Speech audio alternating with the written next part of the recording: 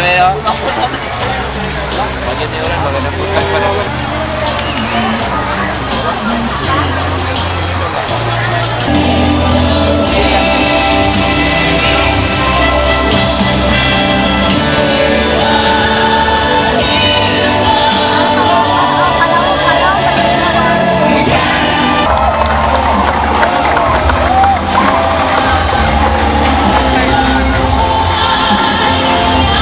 Happy 95th anniversary! Happy 95th anniversary!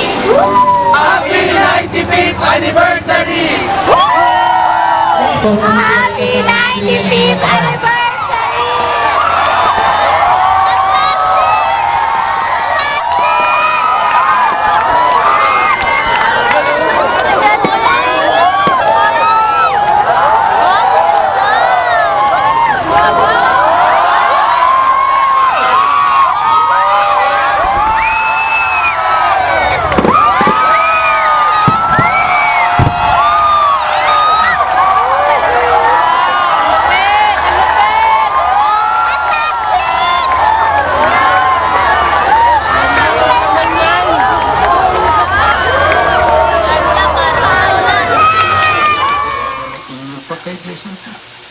Kung gano'n, nakikita na nating kumakalat na ang pagdating ng iglesia bilang pagpapatotoo sa ebanghelyo ng kaligtasan sa iba't ibang panig ng daigdig.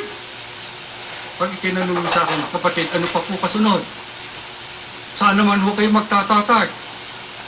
Ewan ko. Pero ang sabi rito, ipangangaral ang ebanghelyo ng kaharian sa buong sanlibutan bilang patotoo sa lahat ng bansa. Kung magkagayon ang kasunod, darating na ang wakas. Ito yun. Padaan ba kayo? Pag magbabayag kami rin, ibang dahil. Kaya namin sinikap na makita kayo para matupad na ang isa pang itinakda ng Diyos. Pag nakita ng Diyos, ayos na. Hindi naman sinasabi ng Diyos na maaakit natin ang lahat ng bansa. Ang sabi dito, ipangangaral ang ebanghelyo ng kaharian bilang patotoo. Kaya kayo, at ang iba pang mga kapatid kung saan nakarating sa lahat ng panig ng mundo, hinihimok namin. Ipangaral ninyo. Imisyon ninyo ang iglesia. Kaya tanggapin nila kay hindi. Sabihin ninyo kung anong tunay na kaligtasan. Sabihin ninyo kung alin talaga ang kaparaanan sa kaligtasan. Ang tunay na iglesia ni Kristo. Tanggapin nila at hindi. Nakapagpatotoo kayo. Darating na si Kristo. Yan po ang dahilan ng aming pag-aayos sa iglesia. Pati buhay, lalo na. Pamumuhay. At ang unang-unang hinihilingan ko ng katapatan itong aking mga kasamang mga ministro na wala sanang kahit isa bang magtataksil o magsisipagtalusira o magpapabaya kasama ang mga may tungkulin, mga aawit. Hindi kayo lugi. Mapagod kayo, mapuyat kayo, mga kapatid, na sumasama sa akin kahit saan. At yung iba pang galing pa sa Amerika, at kayo, hindi ninyo para kayong napatapon, hindi. Pagdating ni Kristo, kasama kayo. Mula sa lahat ng dakong naabot ng iglesia, si Kristo'y darating. Daratnan niya ang iglesia, nakakalat na sa iba't ibang panig. Lahat ng mga pumahalap na yon, titipunin niya. Huwag lang kayo maano sa iglesia. Parisan ninyo ang unang iglesia, matatag sa pananampalataya. Ang unang iglesia sa Thessalonica nung panahon ng mga apostol. Matiisin sa kabila ng mga pag-uusig. Hindi sila nang hina. Malapit na ang araw ng pagliligtas, pahingiwak ka pa ba? Kung sasabihin niyo sa akin, kapatid, paano po? Minsan ho sapin-sapin ang aking problema. Marami yung pagsubok na dumarating sa buhay ko. May hina na po ang katawan ko. May problema ho ako sa aking pamilya, sa aking mga anak, sa asawa. Hindi ho sila iglesia. Ang pagpapalay inilalaan sa mga sumunod. Kaya masama hindi ka pagpapalain ng Diyos.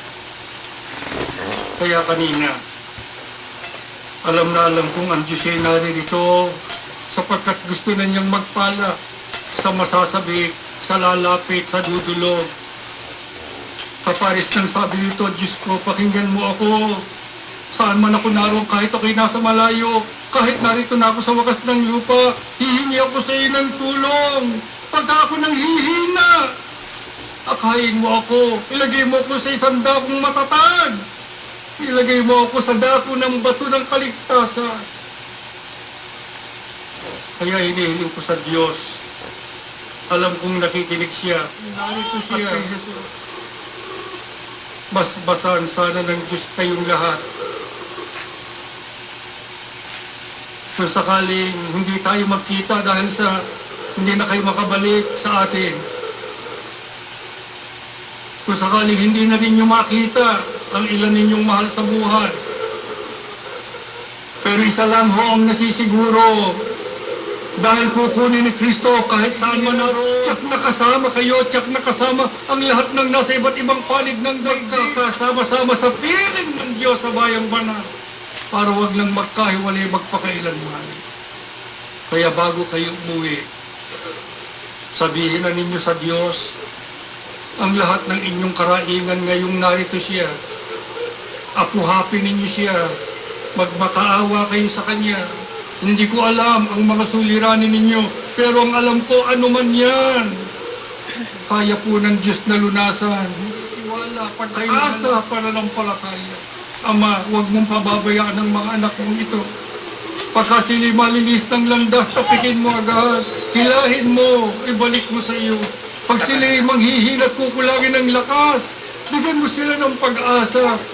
Itulak mo sila para sila makapagpatuloy. Tapusin nila ang kanilang takbuhin. Ang may tungkulin, huwag nilang bibitawan ang kanilang karapatan. Ito ang kanilang pamana na ibinigay ng Diyos para kanilang iharap sa araw ng paghukom.